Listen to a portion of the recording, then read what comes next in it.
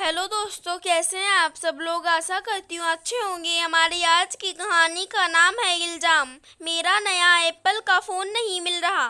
थोड़ी देर पहले मैं अपने कमरे में जन्मदिन में आए उपहार रखने गई थी, तब यहीं डाइनिंग टेबल पर रखा था और अब जब वापस आई तब यहाँ नहीं है। गुस्से और घबराहट में चिल्लाते हुए रागिनी ने अचानक से पार्टी में शामिल सभी लोगों को चौंका दिया।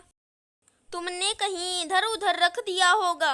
चोरी हो जाने की बात तुम कैसे कर सकती हो। सभी अपने लोग हैं, मैं जानती हूँ, पर मैंने अभी घर के नंबर से अपने फ़ोन का नंबर मिलाया है। घंटी भी नहीं बज रही और नंबर भी इनवैलिड बता रहा है। ये सब काम तो कोई चोर ही करेगा। हो सकता है चोर ने मेरी सिम निकाल कर फेंक दी हो। बाहर से तो कोई घर में आया ही नहीं। ये किसी अपने का काम ही हो सकता है। मेरी माँ ने मेरे लिए कितने प्यार से भेजा था, रागिनी ने रोते हुए कहा। रागिनी इस घर की बहू है, चूंकि इस घर में उसका पहला जन्मदिन था।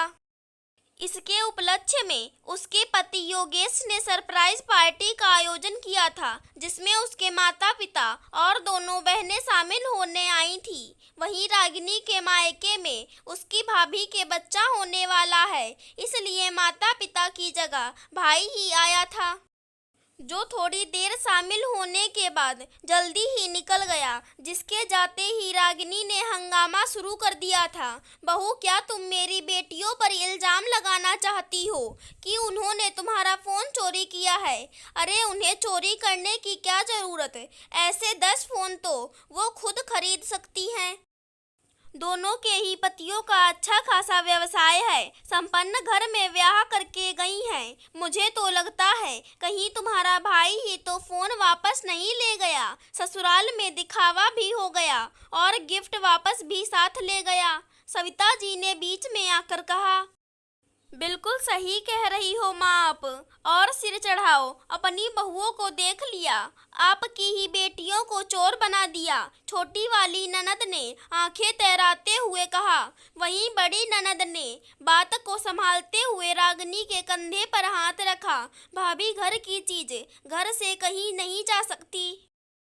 एक बार हम सब मिलकर वापस ढूंढ लेते हैं, शायद यहीं कहीं मिल जाए। दीदी, मैंने सारा घर देख लिया, मुझे अब नहीं रहना इस घर में जहाँ सभी लोग चोर हैं। मैं अलग रहना चाहती हूँ। और फिर मेरा पति अच्छा खासा कमाता है, मैं क्यों सास ससुर और अपनी आप जैसी ननदों की गुलामी करूँ।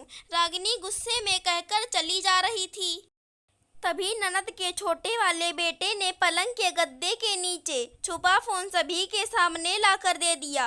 अच्छा, तो ये सब इसलिए किया जा रहा है क्योंकि तुम हम बूढ़े सास ससुर को अपने साथ नहीं रखना चाहती। मेरी बेटियां, उनकी खुशियां तुमसे देखी नहीं जाती। अरे अलग ही होना था तो वैसे ही हो जाती। इतना सब नाटक करने की क्या जरूरत है। सविता जी आंखें निकाल कर रागिनी के ऊपर चढ़ बैठी। क्यों, जरूरत क्यों नहीं। आखिर मैं कब तक अपने सास ससुर की गुलामी करूं। अलग रहने में जो मजा है वो सभी के साथ कहाँ।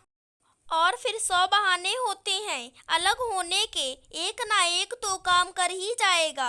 आखिर कब तक यूं हर दावत में मुझे इन सब लोगों को झेलना होगा।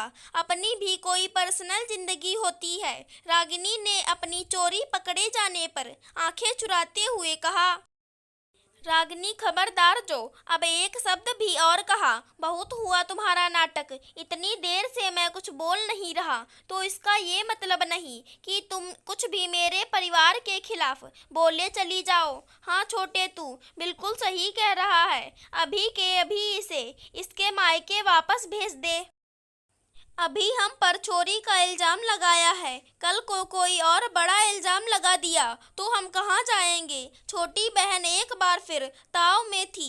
कहाँ जाएंगे छोटी। जैसे तूने अपनी ननद पर चोरी का इल्जाम लगा, उसका मायके आना बंद कर दिया है, हमारा भी मायके आना बंद हो जाएगा। और फिर सही ही तो कहा रागिनी ने। आखिर वो कब तक बूढ़े सास ससुर की जिम्मेदारी संभाले। उसकी भी अपनी जिंदगी है। बड़ी बहन रीमा बहुत गुस्से में थी। वहीं छोटी बहन के पति अभय हाथ जोड़कर सभी के सामने खड़े थे। उनकी आंखों में आंसू थे।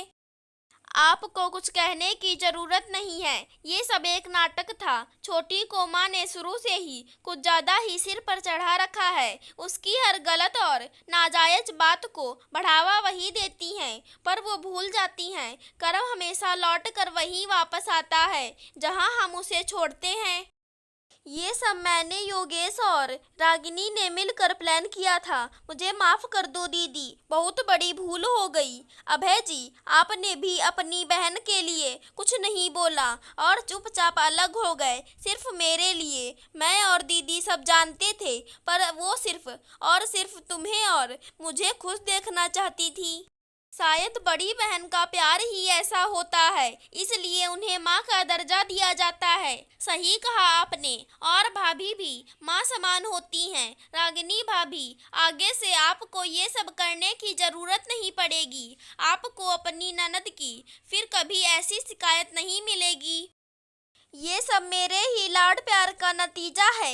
एक पल को तो मेरे नीचे से जमीन ही खिसक गई थी। कभी सोचा ही नहीं कि समधन जी की क्या हालत हुई होगी। माँ, अब सब ठीक हो गया है। छोटी को भी अपनी गलती का एहसास हो गया है। चलिए अब केक काटते हैं। हाँ, देर आए दुरुस्त आए, क्यों ठीक कहा ना। सब लोग के चेहरे पर एक मुस्कान दौड़ गई थी। अगर हमारी आज की कहानी पसंद आई हो तो चैनल को सब्सक्राइब करें। धन्यवाद दोस्तों।